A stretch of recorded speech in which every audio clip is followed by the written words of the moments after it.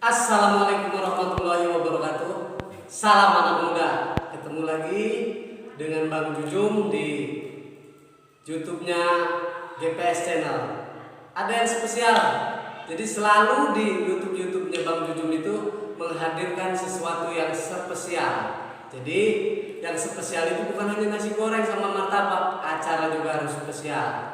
Ada yang lain kembali malam ini kita sudah berada di kediaman salah satu tokoh muda. Pokoknya ikuti terus YouTube-nya Bang Jujum, akan ada wawancara menarik dan eksklusif. Sekarang kita berada di tempatnya Ustadz Marfudin. Assalamualaikum warahmatullahi wabarakatuh. Ustadz. Waalaikumsalam warahmatullahi wabarakatuh. Sehat-sehat. Biasa tradisi di keluarga Ustadz apa aja nih menyambut Lebaran ini, momen-momen Lebaran? Lebaran saat ini lumayan sangat mengesankan, luar biasa, berbeda dengan tahun-tahun yang sebelumnya. Karena memang momen yang spesial. Karena kalau kemarin ya kita pada saat itu sedang terkena COVID, jadi keluarga juga kurang begitu gairah. Kurang begitu gairah, perkumpulan juga kurang kan, yang dari jauh tidak datang. Untuk saat ini alhamdulillah. Jadi terasa perbedaannya Luar biasa. Alhamdulillah kita bisa bebas dari COVID-19 karena kita bisa merayakan tahun Lebaran ini lebih ceria. Begitu ya, Ustaz? Jadi sekarang ini kita lah di YouTube-nya GPS Channel ini bersilaturahmi dengan Ustadz, ya kan, mengulas berbagai fenomena-fenomena yang terjadi di Lebaran tahun ini. Yang pertama, satu pertanyaan, profil dulu Ustadz. Ustadz Marfudin, Ya. betul? Seorang Ustadz muda, energi, aktivis, penasehat GPS ya. GPS itu salah satu organisasi pemuda yang ada di wilayah sini. Mudah-mudahan lebih maju lagi ke depannya. Masya Allah, Ustaz ya. Ini pimpinan madrasah, pimpinan ponpes, apa itu Ustaz? Ustaz muda. Ini kegiatannya banyak sekali Ustaz. Memang kalau dipikir secara singkat, memang sangat rumit ya, sangat rumit dan melelahkan. Ya, betul. Tapi ketika kita menghadapinya dengan tenang, santai, itu sangat ringan sekali. Ya. Karena kegiatan ini bukan kegiatan yang istilahnya seperti pegawai negeri, Betul. yang ada waktunya kan, harus tepat waktu. Oh ini enggak, Ya. tergantung kita cara mengatur waktunya bagaimana. Dan sesempit apapun waktu itu, kalau kita bisa mengatur dengan disiplin, insya Allah akan terasa ringan. Cuman ada pertanyaan nih dari kameramen. Ya. Ini kegiatan yang padat ramai banget jadi kayak pasar malam gitu. Pas malam, Luar biasa Ustaz ini. kayak korsel aja ini. Kemudian teman-teman, selanjutnya pertanyaan selanjutnya ya kan. Karena ini masih dalam momen-momen Lebaran ya kan. Sebagai kaula muda ini kan GPS ini termasuk organisasi yang menghimpun orang-orang muda, bahasa kitanya milenial gitu. Ya begitu tadi. Ini jadi pertanyaannya, bagaimana menyikapi ya kan perbedaan waktu Lebaran, ya kan, kadang-kadang kamu sebelah hari Rebo, kadang-kadang kamu sebelah lagi hari Kamis itu. Sebagai kaum muda kita bingung ini Ustaz. Apa sekalian kita nggak usah ikut Lebaran aja sekalian gitu? Itu mohon penjelasannya Ustaz. Ya memang Lebaran untuk tahun ini, ya sebelumnya saya ucapkan minal aidin wal faizin Ya, sama-sama. pada seluruh penonton di YouTuber ini, di GPS channel ini, minal aidin wal faizin, mohon maaf lahir batin. Menyikapi Lebaran yang berbeda-beda. Memang Lebaran saat ini luar biasa perbedaannya. sampai 4 hari loh. Iya. Lebaran itu sampai 4 hari, dari mulai hari Kamis, Jumat, Sabtu sampai Minggu. Betul, betul. Tapi itu semua tentunya mempunyai dalil tersendiri, keyakinan tersendiri. Sebagai kaula muda, ya tentunya yang kita yakini sajalah. Kita ikutnya kepada siapa sesuatu kita, tentunya beliau lebih tahu kenapa beliau menetapkan waktu lebaran pada waktu itu. Oh begitu. Seperti itu. Jadi kita nggak usah bingung-bingung ini ikut kemana, ya tergantung yang kita patuhi, yang kita ikuti. Sesepuh di, kalau istilahnya kecamatan, jadi kecamatan biar kompak, satu kecamatan misalkan kita ikuti, karena ada yang bertanggung jawab itu, tokoh-tokoh tersebut. Seperti itu saja untuk kaula muda.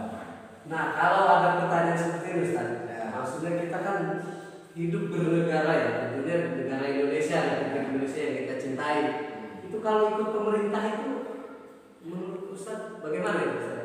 Ya sebenarnya pemerintah juga tidak, istilahnya tidak sewenang-wenang menetapkan waktu lebaran. Mereka juga sama, mempunyai dalil dan mempunyai patokan. Karena negara juga ketika menetapkan hari lebaran itu dengan penentuan hilal terlihatnya menghitung waktunya gitu. Jadi boleh lah, Boleh. mau pemerintah atau tokoh-tokoh setempat lah, barangkali dalam artian kiai wilayah situ gitu Ustaz ya. Yang tidak boleh itu tidak puasa langsung lebaran. Oh iya benar. Jadi begitu teman-teman semua, kalau muda itu tadi penjelasan dari Ustaz bahwasanya berbeda tidak jadi masalah. Yang penting kita tetap satu tujuan, yaitu lebaran. Begitu barangkali ya Ustaz ya. Selanjutnya nih ada pertanyaan lagi nih. Apa sih artinya memaknai lebaran itu? Maksudnya kita sebagai kaum muda, lebaran itu kan identik dengan baju baru, makanan baru, istri baru. Itu kelewat itu. Mungkin penjelasannya Ustaz, kita jangan kagok lagi. Jadi lebaran itu sesungguhnya lebaran itu kembali kepada fitrah. Makanya lebaran itu disebut di sini Idul Fitri. Kok serba barunya itu lambang serba baru, pakaian baru, kemudian istri baru. Pakaian baru lah nampak. Itu sebenarnya itu memaknai daripada kata Idul Fitri. Jadi itu kembali, fitri itu kembali ke fitrah. Jadi ketika seseorang melaksanakan ibadah di bulan puasa, maka Allah Subhanahu wa taala akan menghapus semua dosa-dosanya orang tersebut ketika melaksanakan puasa, ditebus dengan zakat fitrah dan lain sebagainya. Maka ketika datang Idul Fitri, kita itu seperti anak yang baru dilahirkan daripada kandungan ibunya. Mangkoma Ramadan iman dan ihsanan wa ghufira lahu ma taqaddama min dzambihi. Makanya Idul Fitri kembali kepada fitrah. Itu luar biasanya. Makanya kita memakai pakaian baru, kue-kue dan lain sebagainya, itu melambangkan bahwa diri kita, badan kita sudah kembali ke fitrah. Ya mudah-mudahan seperti itu. Ya begitu penjelasan dari Ustadz Marfu terkait makna lebaran sesungguhnya. Kemudian ini kita kan sudah puasa, menahan haus, menahan lapar. Kadang-kadang timbul nih pertanyaan kita, benak kita, diterima nggak sih gitu puasa kita itu? Maksudnya ciri-ciri puasa kita yang diterima oleh Allah Subhanahu wa taala seperti apa kita? Mohon penjelasannya. Iya. Salah satu daripada ciri-ciri ataupun tanda-tanda seseorang itu yang diterima puasanya, ketika sudah selesailah melaksanakan ibadah di bulan Ramadan. Karena di bulan Ramadan itu kita memperbaiki ataupun mendekatkan diri kepada Allah Subhanahu wa taala. Nah, setelah selesai puasa tersebut bukan berarti kita tidak dekat dengan Allah. Malah ketika sesudah puasa itu kita tambah dekat lagi. Ini kan kadang-kadang kita salah paham. Ketika mau bertengkar, jadi bertengkarnya kita lagi puasa. Apa yang bertengkar itu mau ditunda kalau sawah dilanjutkan? Tidak boleh. Nggak bisa di cancel gitu. Bisa. Jadi artinya itu di dalam puasa itu menahan dari segala haus dan dahaga, terutama yang paling sulit itu menahan hawa nafsu. Ya, dilatih menahan hawa nafsu itu ketika selain daripada bulan puasa itu harus lebih ditingkatkan. Itu teman-teman, ya kan. Kemudian nih fenomena yang terbaru, ya kan. Bukan terbaru sebenarnya udah lama nih Ustaz. Kita kan kadang-kadang anak muda ya kan, lebaran takbiran sibuk keliling kemana-mana ya kan.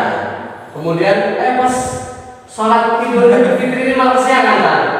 Kemudian kita dapat WA masuk, dapat ucapan selamat hari raya Idul Fitri, kita edit kan, kita kirim.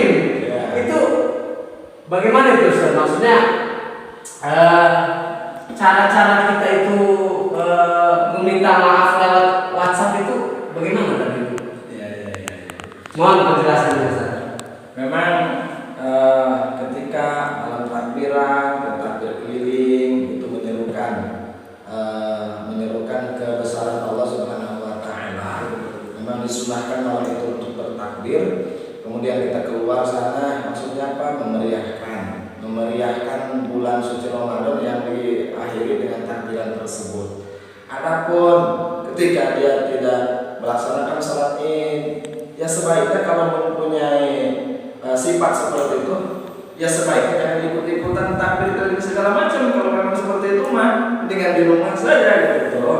Kalau akhirnya salat Idnya ketinggalan atau tidak ikut salat Id, ya memang sesungguhnya salat Id juga bisa dilaksanakan sih dengan individu masing-masing.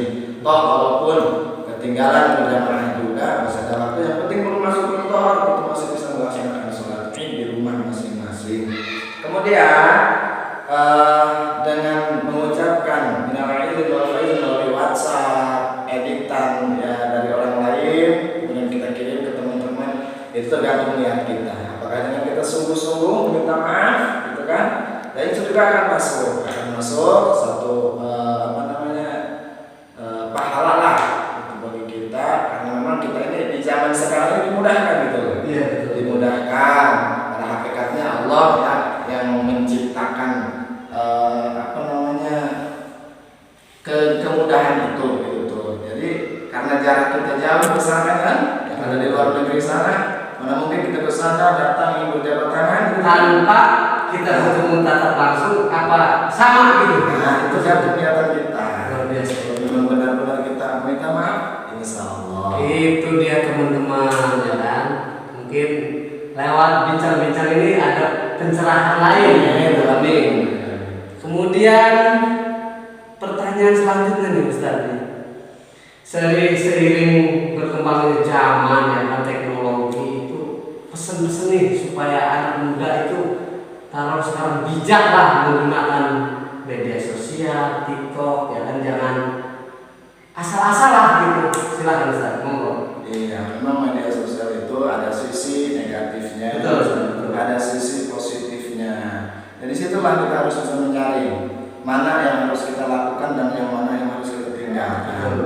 Makanya jangan sampai terpengaruh, karena salah satu orang-orang Yahudi untuk menghancurkan Islam itu bukan hanya dengan perang saja, termasuk dengan teori-teori seperti itu, dengan cara membuat video, karena di dalam teknologi itu segala sesuatu itu ada loh. Iya. Orang yang terancam juga ada kan? Nah, itu yang menghancurkan generasi itu.